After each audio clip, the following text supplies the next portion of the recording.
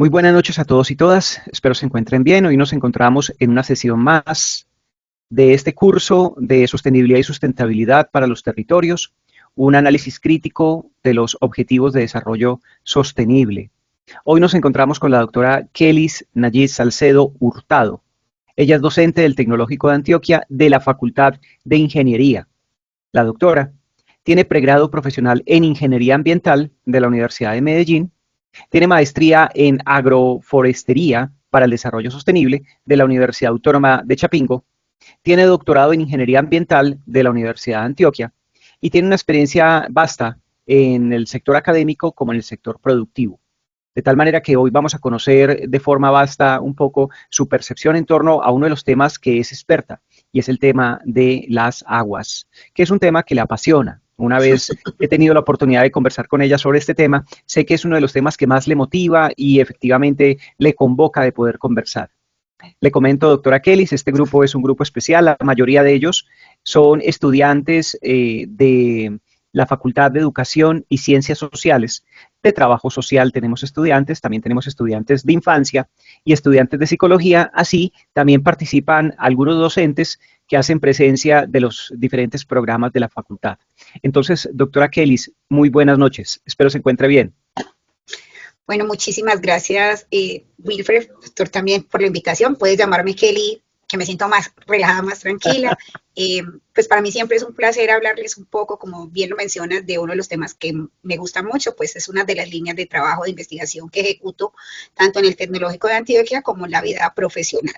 ¿Cierto? No solamente pues me dedico a las aguas, también abordo lo que es cambio climático, la gestión del riesgo, enfocado obviamente hacia el recurso hídrico y los temas de suelo, donde también he hecho algunas cositas. En el día de hoy estamos para socializar un poco las experiencias con la finalidad que pueda servir de referente para consulta. Igual si ustedes tienen alguna duda, inquietud, recomendación o algún tipo de soporte que requieran, pues me pueden contactar por el correo del Tecnológico de Antioquia, que es kelis.salcedo@tda.edu.co, pero también me pueden ubicar en el bloque 6, oficina 106.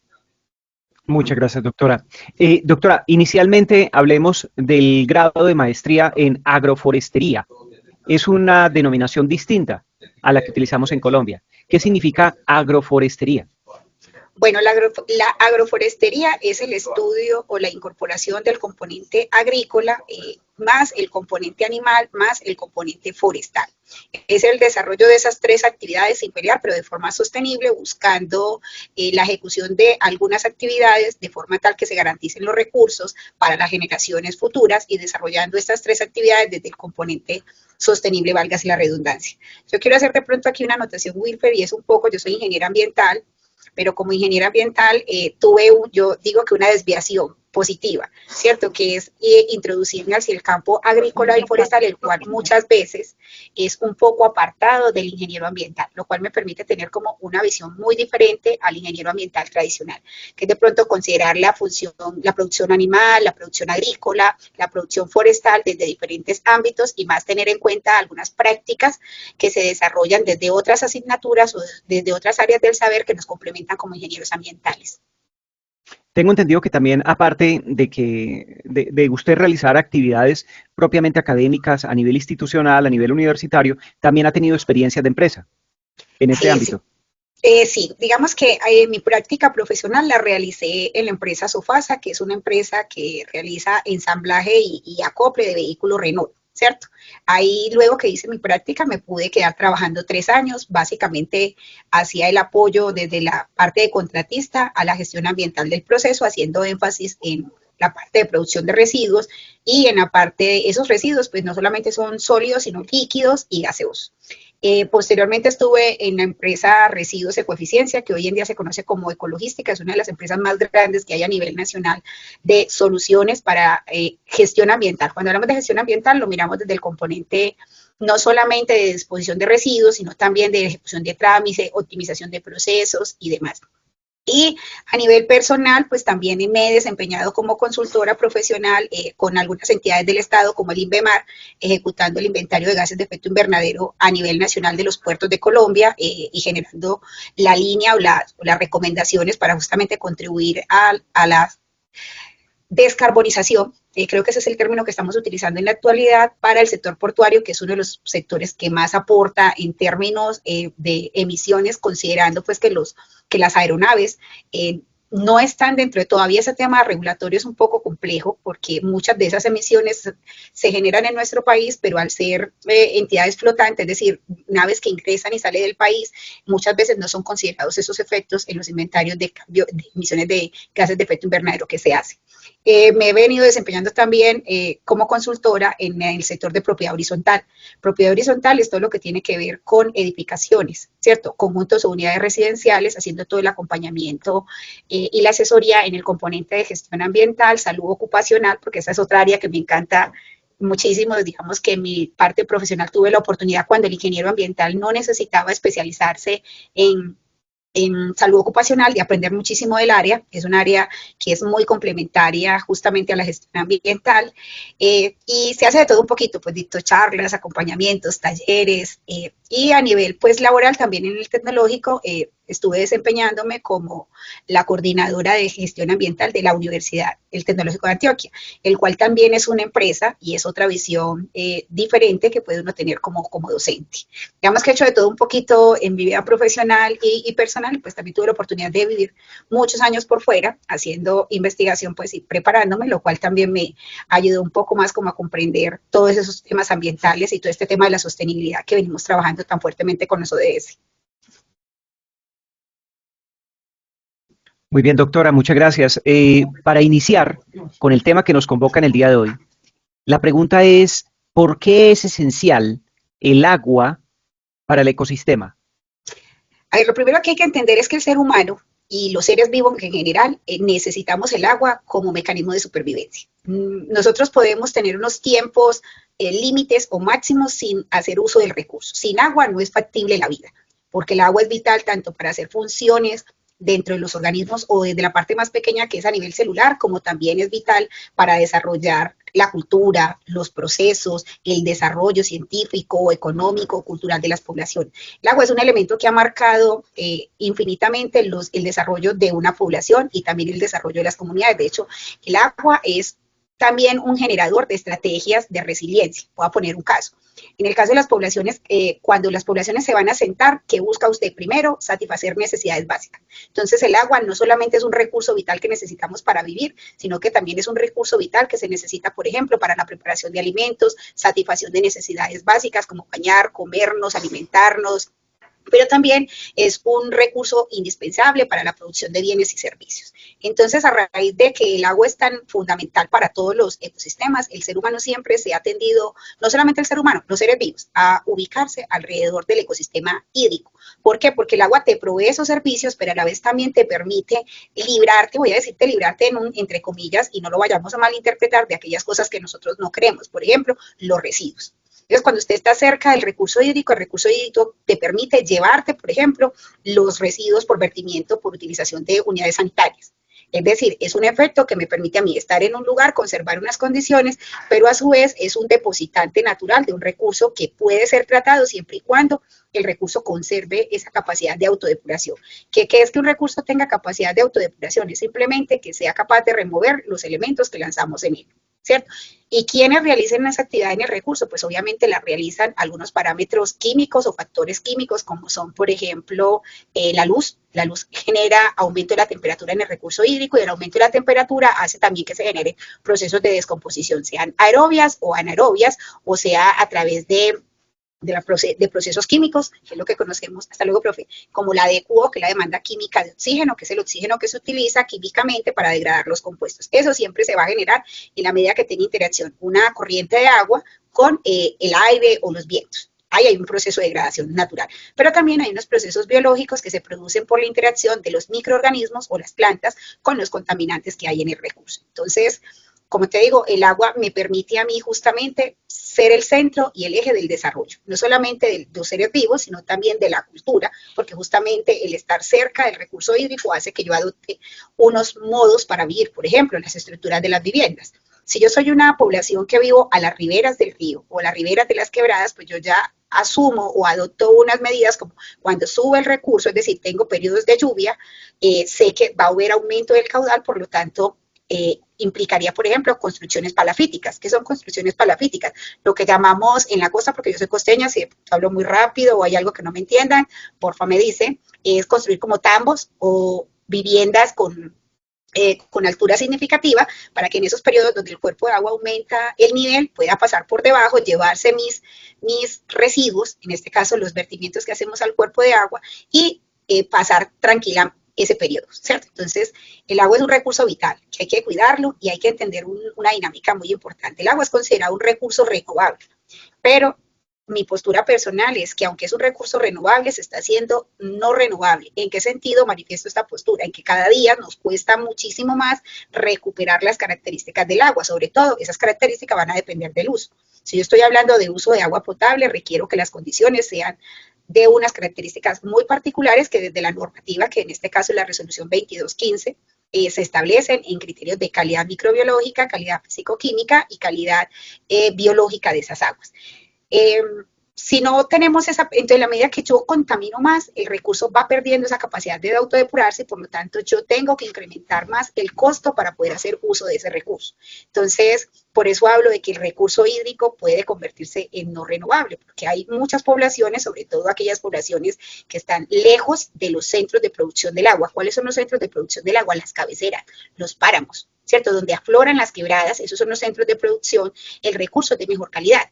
En la medida que usted desciende topográficamente, es decir, que las aguas van buscando sus descargas, que son en los océanos o otros cuerpos de agua, la calidad del agua, que no es más sino las características que tiene el agua van deteriorándose y eso genera un fenómeno social importante y es que yo tenga un mayor costo de la utilización del recurso y a la adopción de unas prácticas como la compra del recurso. Eso es una práctica muy tradicional que se puede entender, por ejemplo, para las comunidades que están albergadas a poner cerca aquí en Antioquia, Caucasia, Nechí, Zaragoza, El Bagre, donde usted ancestralmente se ha ubicado a la ribera del río Cauca, pero también sabes que tienes que comprar agua para hacer el consumo del agua potable o tener un filtro, pero también sabes que aunque tienes el río, tienes unos periodos de sequía donde el recurso escasea, entonces tienes que implementar unas medidas culturales como por ejemplo la recolección del agua lluvia, la reutilización del agua cuando lavamos los platos, ¿cierto? La reutilización de las aguas de la lavadora para trapear o hacer oficios dentro de la casa porque el recurso es mucho más escaso. Esa percepción difiere un poco de la percepción que tiene el ciudadano de Medellín, donde tú tienes un agua de óptima calidad, donde tú puedes tomar con confianza el recurso de la llave sin necesidad de tener o contar con un sistema de filtrado adicional. ¿Por qué? Porque hay un sistema de monitoreamiento 345 días del año que te permiten tener esa certeza y donde tú puedes utilizar o disminuir el costo en la factura de servicio. Tú pagas menos servicios aquí en Medellín. ¿Por qué? Porque el agua es de mejor calidad y se gasta menos en el tratamiento del recurso, cosa que no pasa igual, por ejemplo, si te vas a Turbo o si te vas al Chocó, las poblaciones tienen menos capacidad de ingresos, tienes un recurso mucho más contaminado y tienes que pagar más por el recurso. Y eso hace que uno adopte unas estrategias culturales frente al recurso. No sé si ahí te Doctora, contesté.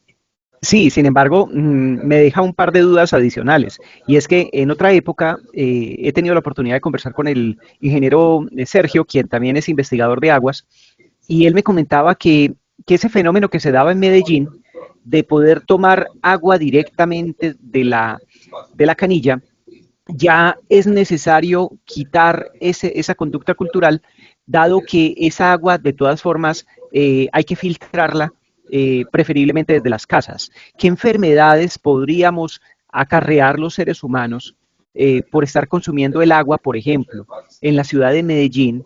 ¿Y qué enfermedades podría estarse desarrollando en otros sitios donde efectivamente no es potable?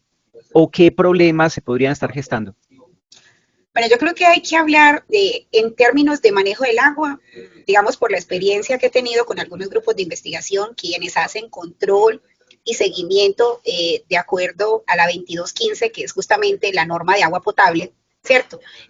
Al cumplimiento desde el componente sanitario, porque no sé si los presentes lo saben, el encargado de hacer seguimiento a la calidad del agua potable es la Secretaría de Salud de cada municipio. Eso no lo hace la Corporación Autónoma Regional. ¿Cuál es la razón de ser por qué lo hace la Secretaría de Salud? Porque el agua tiene la capacidad de afectar masivamente a una población y esa afectación en la salud se ve directamente representada en el número de pacientes que consultan a los hospitales o centros de salud.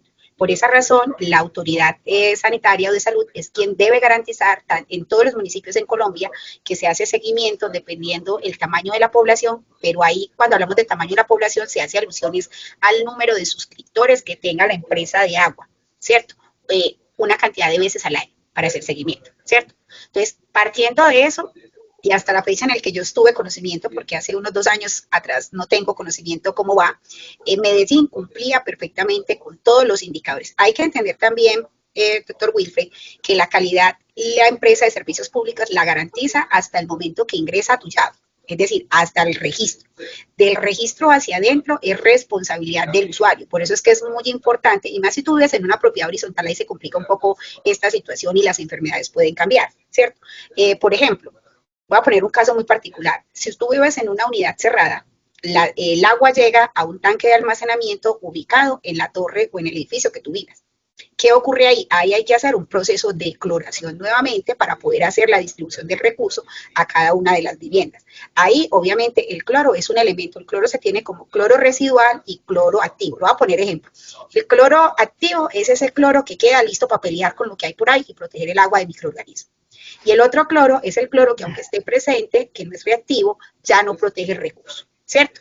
Entonces, si yo le adiciono una dosis más alta de cloro de lo necesario, yo puedo generar corrosión en las tuberías, eso es liberación de metales. Yo puedo generar formación de compuestos organovolátiles que eso pueden llegar a ser cancerígenos, ¿cierto? Entonces, depende mucho de qué estamos hablando, ¿cierto? Entonces, en ese caso, aunque el agua de Medellín cumpla con todas las características, no solamente el tema de enfermedades depende de la calidad del agua, sino de cómo llega el agua a tu casa. Si estamos hablando, por ejemplo, de una vivienda directa, es decir, que la conexión se haga de la red de acueducto hacia mi casa, yo también debo garantizar que las tuberías, por eso hoy en día se tiene estandarizado, que la tubería que tú debes utilizar para conectarte al sistema de acueducto sea de PVC. ¿Con qué finalidad? Para que en el caso del cloro que se le adiciona, que genera un balance del pH en el agua, el pH en el agua potable debe estar, según la norma, entre 6 y 9. Generalmente el pH es neutro.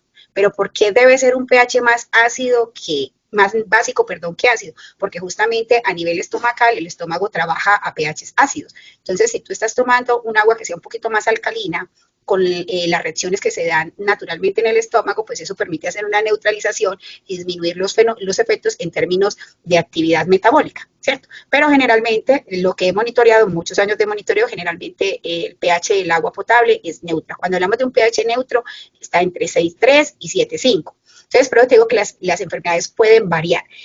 Hay un tema que la legislación sí tiene un vacío muy importante y es que en los cuerpos de agua como los embalses, por el aumento de los contaminantes orgánicos, se genera un proceso que se llama eutrofización. ¿Qué es la eutrofización? Cuando el agua se pone verde. ¿Eso qué quiere decir? Aumento de algas. Y las algas, dentro de las algas, lo que pertenecen al fitoplancton, ahí podemos encontrar también cianobacterias. Y las cianobacterias pueden producir algo que se llama las cianotoxinas. Esas cianotoxinas, algunas, no todas, pueden generar algunos efectos en la salud. Por ejemplo, en Brasil, justamente ya se está regulando a nivel de normativa algunas cianotoxinas en el agua, porque justamente esas cianotoxinas pueden generar, por ejemplo, efectos directos como la inmovilización de las personas, pueden generar parálisis de los músculos y puede generar ahogamiento cuando el individuo tiene contacto directo con el recurso. Pero también puede generar enfermedades para aquellas personas, por ejemplo, que tienen deficiencias por ejemplo, con el procesamiento, con el trabajo de los riñones, ¿cierto? Que le tienen que hacer diálisis. Entonces, justamente por ese tema que se presentó en Brasil, que esas cianotoxinas se pasaron por el agua potable de una empresa que se utilizaba como mecanismo para insumo de esos equipos donde se hacen diálisis, logró ocasionar la muerte a una gran cantidad de personas que ese día se realizaron el tratamiento. Por ejemplo, en Brasil y en otros países ya existe normativa que regula la concentración de cianotoxinas en el agua potable. Actualmente en Colombia ese proceso no existe, pero eso no quiere decir que en las empresas no se esté investigando. No puedo hablar de ese tema porque es un tema, pues, obviamente que corresponde a una investigación privada, pero sí les puedo decir que sí existe investigación sobre la cuantificación de cianotoxinas que tienen efectos sobre la salud en agua potable. Entonces, cuando decimos de que no se puede tomar o sí se puede tomar, pues eso depende mucho. Uno, de las redes, depende mucho. Enfermedades pueden generarse por metales, pueden generarse enfermedades más comunes, son las gastrointestinales, que son aquellas que ocasionan diarreas o infecciones con el aparato digestivo, ¿cierto? Pero también las comunidades donde la calidad del agua no cumple con todos los estándares de calidad, también desarrolla algo que yo le llamo la flora intestinal. ¿cierto? Entonces la flora intestinal me permite a mí generar una cantidad de microorganismos que bajo la condición de un agua permiten no afectarme a mí. Por ejemplo, yo vivo en Medellín hace muchos años, pero yo soy de Caucasia. Entonces, si yo voy a la costa y me tomo en Caucasia un vaso de agua que no necesariamente cumple con todos los requerimientos, ¿cierto? No voy a tener ninguna afectación, es decir, no me va a dar diarrea que una persona que nunca ha tenido esa flora intestinal fortalecida.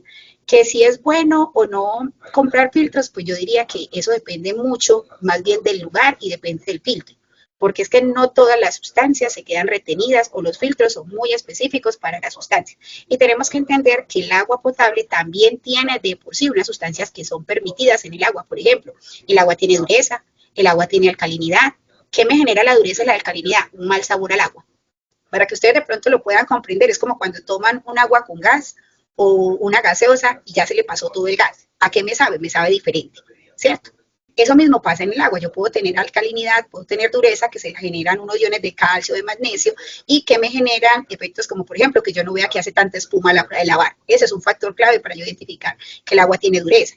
Y la alcalinidad da ese sabor diferenciado. Si aquí hay alguien de pronto de una parte que no sea de Medellín, podrá confirmarme si ustedes sienten el sabor diferente del agua, la que uno toma en Medellín, al agua que uno puede tomar, por ejemplo, en Turbo, en Apartadó, en Barranquilla, en Cartagena. ¿Por qué? Porque justamente en esos lugares tienden, sobre todo cuando las aguas que se utilizan son subterráneas, tienden a ser más duras o y esa dureza le da un sabor diferente. Entonces yo no te puedo decir específicamente qué enfermedad es tal. Lo que sí te puedo decir es que están más asociadas a enfermedades gastrointestinales, dependen de la flora de la persona, y que si es necesidad, pues hay que cuidar más el recurso para evitar justamente y que el gobierno también establezca medidas más reglamentarias para este tipo, por ejemplo, las cianobacterias, que en este momento cianotoxinas, que no están reguladas y sabemos que tienen un efecto directo en la salud. Como no están reguladas, nosotros no podemos garantizar que las aguas que nosotros consumimos estén exentas de cianotoxina, ¿cierto? ¿Dónde se van a presentar cianotoxinas? De pronto las aguas que son tomadas, por ejemplo, de embalses.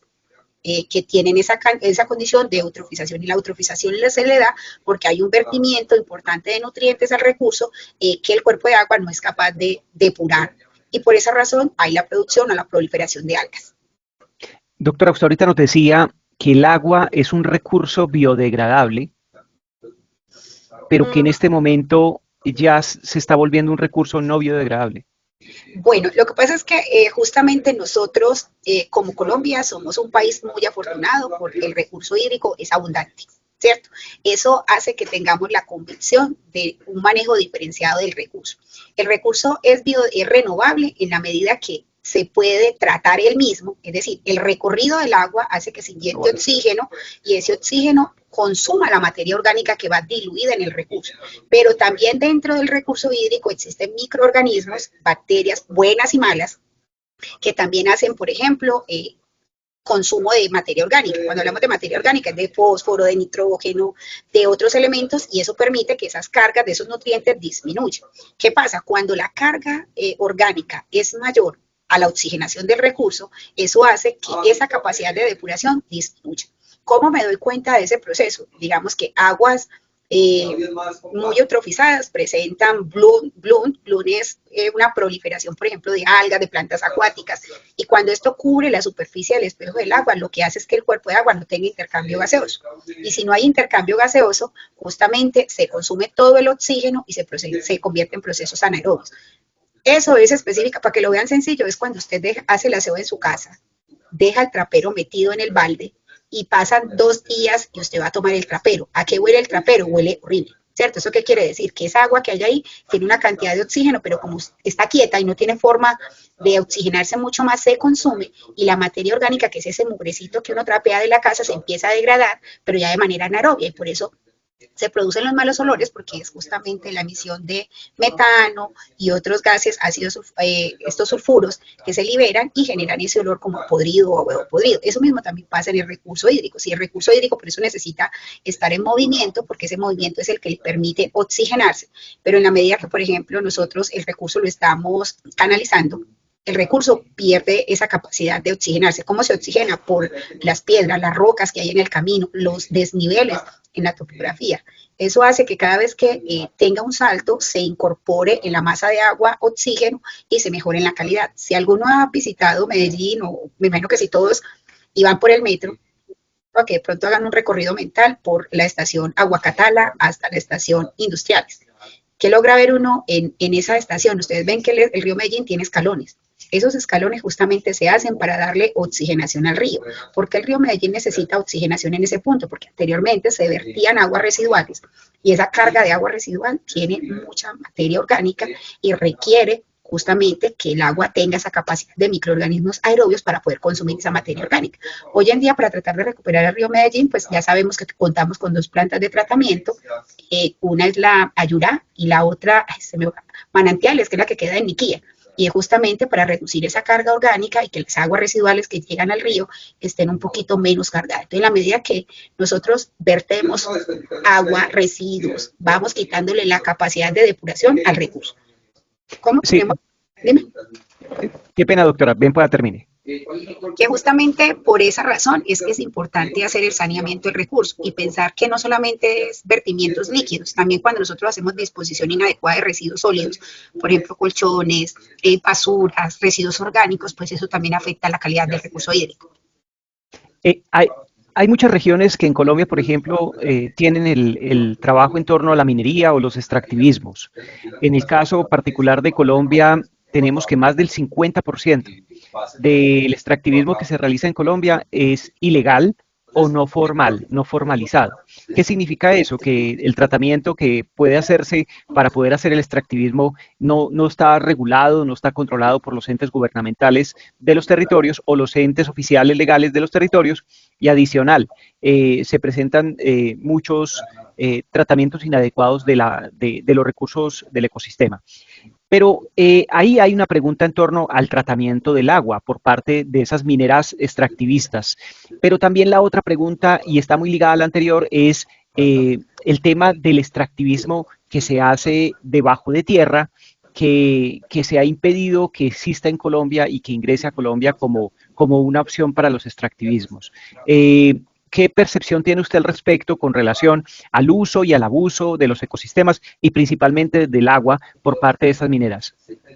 Bueno, lo primero que la Constitución, hay que tener en cuenta, primero, cómo se hace acceso al agua en Colombia. En Colombia se puede tener acceso al recurso de tres maneras. Uno es lo que llaman el derecho natural. ¿Cuál es el derecho natural? El derecho natural es cuando usted en su predio aflora el recurso. ¿Qué es el derecho natural? Usted tiene derecho a utilizar ese recurso para satisfacer sus necesidades básicas, ¿cierto? Que las necesidades básicas están delimitadas en la norma como alimentación, baño, actividades sanitarias, ¿cierto?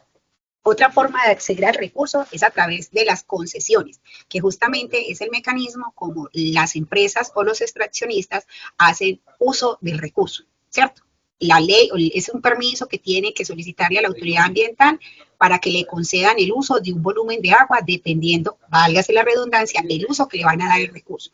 Pero eso conlleva también a que tú pidas un permiso de vertimiento, ¿cierto? Entonces ese permiso de vertimiento está regulado por la ley la resolución 0631, es el que te indica a ti cuáles son las características que debe tener el agua para hacer un vertimiento luego que tú has utilizado el recurso, ¿cierto? Y la otra forma de acceder al agua es a través de lo que se llaman las asociaciones, que es justamente cuando, por ejemplo, en un corregimiento se juntan varias fincas y solicitan una concesión, ¿cierto? Entonces esa concesión les permite hacer uso de ese recurso. Ahí también por normativa hay algo que es establecido y es que el agua subterránea, que es esa que tú hablabas, la que está por debajo, debería no ser un recurso utilizable, porque esa es considerada la reserva que tiene el país para satisfacer en el caso de un desabastecimiento del recurso, el agua. Pero ese recurso todavía sí es considerado menos renovable. Una vez ya está almacenado, contaminado, es muy difícil y más costoso tratarlo. Pero esa es la alternativa que utilizan muchos municipios, por ejemplo, el Bajo Cauca antioqueño, la parte de apartado y toda la zona de Turbo para abastecerse. ¿Qué pienso yo de ese manejo del recurso? Pienso que todavía le falta mucho a las autoridades ambientales sobre el inventario del recurso, o sea, cómo lo tenemos, cómo lo estamos utilizando y cuáles son las estrategias que se deben establecer para el manejo del recurso. Y sobre todo se desconoce mucho también la apropiación del recurso por parte de las comunidades. Hay comunidades que toda la vida, todo el que se ha sentado a las riberas del río, pues siempre ha hecho uso del recurso subterráneo, ¿cierto? porque me da a mí también una ventaja, y es que la filtración del agua la permite limpiar o quitarle muchos de los contaminantes. Mientras que el agua superficial me permite a mí directamente, que es un mal criterio para mí como ingeniera, el agua transparente te da confianza. El agua oscura o con color te da desconfianza, pero hay muchos contaminantes que con el agua transparente están presentes, pero no son perceptibles a simple vista.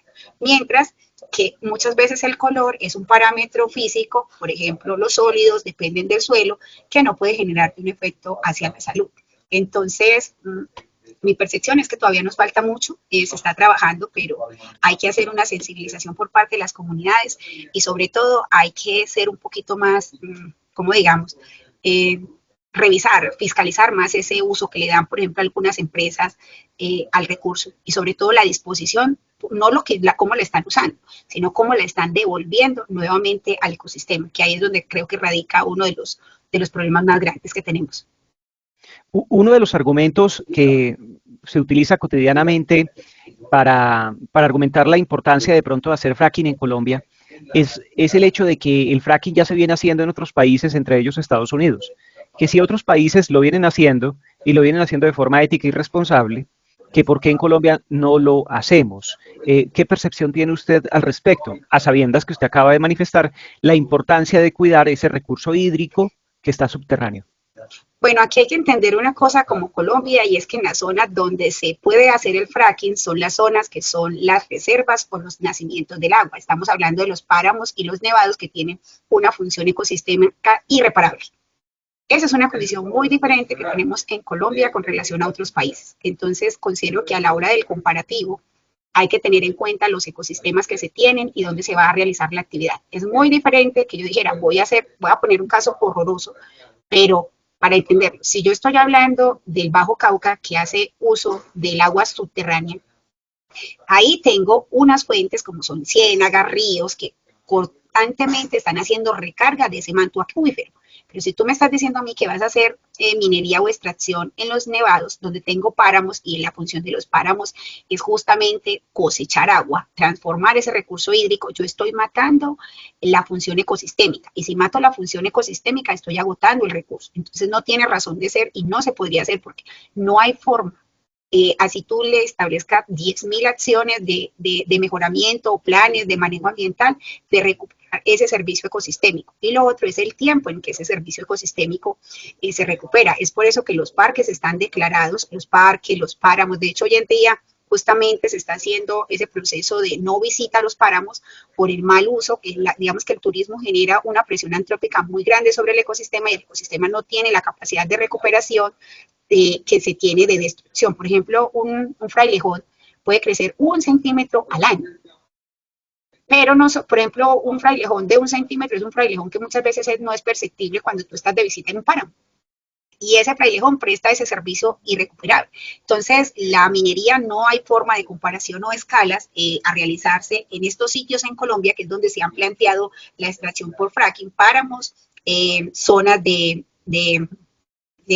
clima alto, altas altitudes, donde justamente el servicio ecosistémico es irrecuperable, como es la fracción del agua y el ciclo del agua. Doctora, ¿qué relación tiene precisamente el agua o su carencia con relación al cambio climático, a la deforestación, a la desertificación, evidentemente? ¿Qué relación tiene con el cambio climático y estos otros fenómenos que en la actualidad se convierten en la gran situación problemática ambiental del planeta? Bueno, hay que entender que el ciclo del agua es un ciclo que se da en toda la órbita terrestre, es decir, el agua está en la atmósfera, está en la superficie, pero también está en el componente terrestre, ¿cierto? Entonces pasa por todos sus estados con una característica primordial. El agua no cambia su composición química, pero sí puede cambiar el estado, es decir, pasa líquida, gaseosa y sólida, pero conserva las propiedades. Es un disolvente universal. Entonces, cuando está en todos esos, el hecho de yo, por ejemplo, deforestar los lugares donde aflora el recurso, lo que hago es que el agua genere efectos negativos. Por ejemplo, genera erosión del suelo. La erosión del suelo puede generar en un recurso hídrico, por ejemplo, en una quebrada, avenidas torrenciales. ¿Qué es una avenida torrencial? Aumento del flujo que combinado con la erosión, que no es más que lodo o sedimento o material, puede generar una avalancha en la parte baja, ¿cierto? Entonces, si yo no protejo, ¿para qué sirve reforestar en las partes altas de la cuenca? Primero, para bajarle la velocidad al recurso. El agua tiene mucha fuerza, por eso podemos extraer energía. Entonces, si nosotros no tenemos árboles y vegetación propia de esa energía que tiene el agua, va arrasando con el mismo ecosistema y genera otros efectos adversos. Lo que hace la vegetación es bajarle la velocidad, permitir que el agua se infiltre, recargue los mantos acuíferos, ¿cierto? Y esa recarga me permite poder contar con una oferta hídrica todo el tiempo. ¿Qué pasa con el cambio climático? Cuando arrasamos, aumentamos la concentración de gases de efecto invernadero, lo que hace es que aumenta la temperatura en la atmósfera. Ese aumento de la temperatura hace que, por ejemplo, los casquetes polares se derritan y aumente el nivel del agua.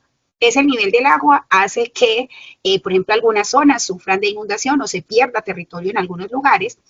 También con eso, con el aumento de las temperaturas, más el nivel del agua, más la evaporación, porque también se aumenta la evaporación, se genera con mayor frecuencia algunos eventos como huracanes y demás, que también tienen efectos nefastos a nivel de territorio y a nivel de disponibilidad del recurso, pero también específicamente en Colombia, que nosotros, por la ubicación que estamos en el trópico, ¿qué quiere decir que Colombia esté en el trópico? Quiere decir que Colombia no tiene estaciones, por eso es erróneo decir que nosotros tenemos invierno. Eso no es correcto, porque nosotros no tenemos invierno, porque invierno es una reducción de la temperatura. Colombia tiene periodos de lluvia y periodos de sequía, y tiene periodos de transición, que es una transición cuando está desapareciendo las lluvias y comienza lo que llamamos el verano, ¿cierto? Que es también erróneo decir que tenemos verano porque la temperatura en Colombia es constante. ¿Eso qué quiere decir? Nosotros no tenemos estaciones climáticas, tenemos periodos climáticos. Pero con estos periodos climáticos tenemos algo que se llama los ENSO, que son el fenómeno de la niña y el fenómeno del niño. Y eso se traduce, por ejemplo, con el cambio climático en aumento de las lluvias o disminución de las lluvias, que es lo que está pasando, por ejemplo, en este momento. Venimos de un periodo de una larga sequía, ¿cierto? El año pasado fue un año muy seco, que quiere decir que llovió muy poco, pero este año hemos tenido las lluvias que no cayeron el año pasado, es decir, unos fenómenos que aumentan el volumen de la precipitación y que disminuyen el volumen de la precipitación. Eso es un efecto del cambio climático. ¿Cómo lo materializamos nosotros? Con esos aumentos o con la pérdida de las lluvias, por ejemplo. Para el caso de las regiones donde los ríos son la parte baja, es decir, La Mojana, Bajo Cauca, de ahí para abajo, al aumento de la precipitación, ¿qué les implica a ello? Inundaciones, ¿cierto? En el caso, por ejemplo, de otras regiones, como es el llano, los llanos orientales, ellos tienen escasez de lluvia. Y en esa escasez de lluvia, ¿qué hace? El aumento, por ejemplo, de los fenómenos de incendios forestales.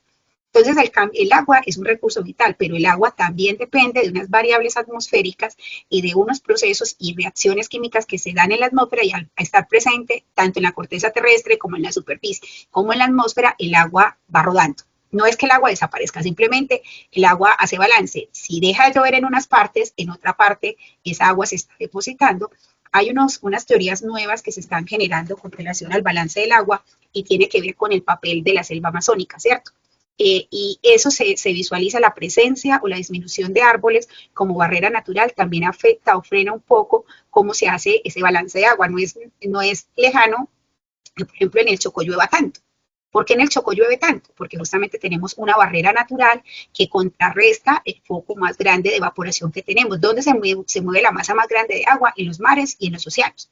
¿Y cómo se traslada el agua hacia la atmósfera? Por procesos de evaporación, ¿cierto? Y justamente en la región chocuana tenemos un océano, estamos muy ricos en el recurso hídrico, pero tenemos una barrera natural que es la cordillera, entonces eso hace que esos procesos de evaporación del recurso empiecen la formación de nubes, esas nubes empiezan a moverse con los vientos y encuentran una barrera natural que es justamente la cordillera, y en la cordillera pues la barrera con la nube que es lo que genera la precipitación. Entonces por eso en esas regiones, por ejemplo, la lluvia es tan abundante, ¿cierto? Pero esos ciclos de lluvia o de sequía tienden a incrementarse o a separarse más por ese fenómeno que les digo, que es el niño y la niña, que están drásticamente influenciados por esas reacciones físicas, químicas que se dan en la atmósfera. Muchas gracias, doctora Kelly Nayi Salcedo Hurtado, por acompañarnos. Créame que es muy ilustrativo todo este proceso que nos ha hecho en este transcurso del tiempo, aclarándonos el papel del agua en los ecosistemas. Y esperamos que en otro momento nos pudiera acompañar el año entrante, donde hagamos ya un curso más práctico en torno a la sostenibilidad y la sustentabilidad de los territorios. Con todo gusto, igual pues ahí te dejo también, pues nosotros digamos que otra de las líneas que yo desarrollo es la limnología. Ahí sería muy interesante pues para todos porque digamos que se han hecho muchas actividades y sé que los estudiantes de educación y de ciencias sociales del TDA son muy gustosos de este tipo de actividades, ¿cierto? Podemos mirar de pronto una aplicación para aplicación de bioindicadores, que son macroinvertebrados, para diagnosticar calidad de agua, que es un programa que están haciendo con las comunidades muchas corporaciones. Es muy sencillo, sabroso de aplicar, entonces nos ponemos allá a disposición de ustedes para cuando tengan el huequito o quieran, pues me hacen señitas y con todo gusto hacemos un cursito práctico sobre ese tema. Muchas gracias, doctora, y muy amable por acompañarnos en este día y por haberle quitado ese espacio de descanso suyo. No, tranquilo, aquí estamos para servir. Muchas gracias a ti por la invitación y a todos, cualquier cosa, estamos aquí atentos. Feliz noche. Feliz noche.